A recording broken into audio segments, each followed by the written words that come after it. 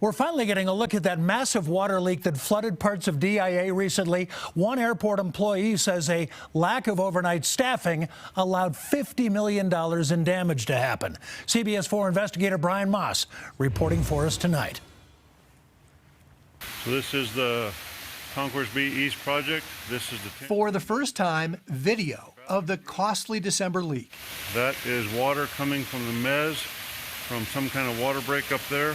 Robert Wilson, a DIA heating and air conditioning technician, was working the graveyard shift December 5th. I knew it was a massive leak someplace. A hot water line suffered a joint failure.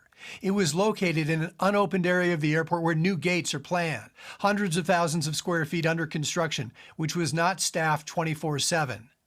DIA officials have said the failure happened about 10 at night, and scalding water ran for 5.5 hours.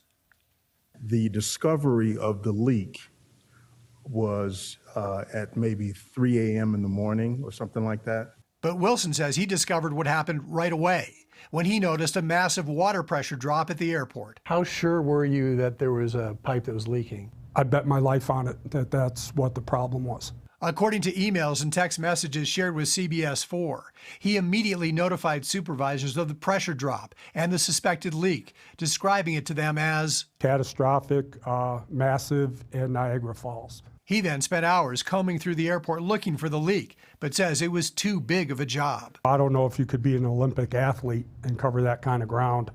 And this could be anywhere. It could be in the ceiling. It could be, in a basement area. Wilson believes that's part of what contributed to the catastrophic damage. The airport only staffs 1 or 2 HVAC technicians overnight, not enough hands on deck for a situation like this. But this is something that our decisions are being made way above my head that are pretty short-sighted. So you think they should have had more people working the graveyard shift? Without a doubt. Now DIA is making changes that suggest Wilson was right. We've gone that extra step of having our contractors have somebody there 24 hours a day. Was that an oversight? Should there have been somebody on duty to keep an eye out for this kind of a thing? It wasn't something that we had experienced in the past. Wilson believes pinching pennies by not having more people working overnight ended up being extremely costly. So it's basically a situation where they're robbing Peter to pay Paul, and this is the price they're paying for it now. I'm Brian Moss, covering Colorado First. Airport administrators are confident their insurance will pay for all the damage. Jim Starling says even if someone had been in the area when the leak started, he's not sure it would have made much difference. After the incident, Robert Wilson left his job at DIA.